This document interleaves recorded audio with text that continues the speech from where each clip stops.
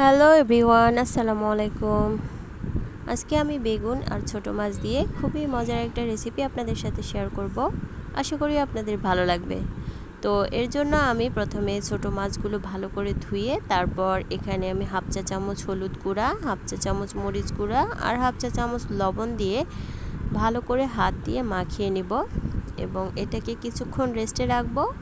তারপরে আমি এখানে একটা প্যান দিলাম এবং প্যানের মধ্যে আমি 1 টেবিল চামচের মতো সরিষার তেল দিয়ে এটাকে আমি হালকা করে ভেজে নেব।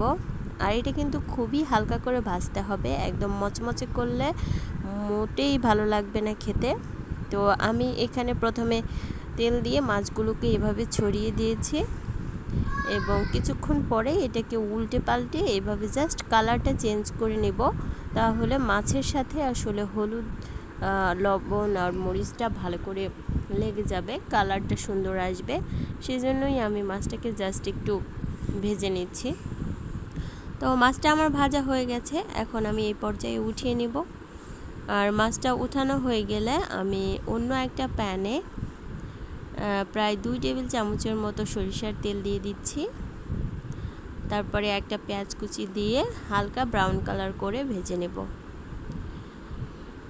তারপরে আমি এর মধ্যে প্রায় 2 কাপের মতো পানি দিয়ে দিব। এখন হালকা ব্রাউন কালার হয়ে গেছে, এর মধ্যে আমি 2 কাপ পানি দিয়ে দিলাম। দেন আমি এর মধ্যে দিয়ে দিব কিছু মশলা। তো আমি এখানে হাফ চা চামচ মরিচ গুঁড়া, হাফ চা চামচ লবণ, হাফ চা চামচ হলুদ গুঁড়া আর হাফ চা চামচ আদা এবং রসুন পেস্ট দিয়ে দিলাম। দিয়ে আমি সব কিছু ভালো করে মিশিয়ে ঢাকনা দিয়ে ঢেকে পানিটা ফুটে ওঠা পর্যন্ত অপেক্ষা করব। পানিটা ফুটে উঠেছে, এখন আমি এর মধ্যে আগে থেকে ধুয়ে কেটে রাখা বেগুনগুলো দিয়ে দিলাম। আর বেগুনটা দিয়ে হালকা একটু নেড়ে চেড়ে আমি এটাকে ঢাকনা দিয়ে ঢেকে রাখবো। 5 মিনিট পরে ঢাকনা খুলে আমি এটাকে উল্টে পাল্টে দিব এবং আবারও ঢাকনা দিয়ে আমি 2 মিনিট অপেক্ষা করব।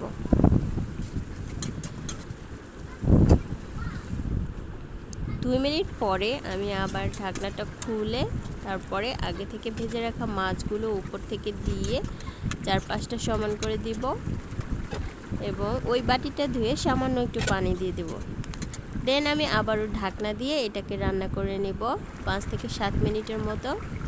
তারপরে আমি এর মধ্যে 4-5টা কাঁচামরিচ দিয়ে দিলাম এবং এটাকে আমি আরও 5 মিনিট রান্না করে নেব। এখন আমার রান্নাটা প্রায় শেষের দিকে, এখন আমি চুলাটা বন্ধ করে এটাকে সার্ভ করে নিয়েছি। এটা খেতে কিন্তু ভীষণ মজা। সবাইকে অসংখ্য ধন্যবাদ আমার ভিডিওটি ধৈর্য ধরে দেখার জন্য। আবার দেখা হবে নতুন কোনো ভিডিও নিয়ে, ততদিন সবাই ভালো থাকুন। আল্লাহ হাফিজ।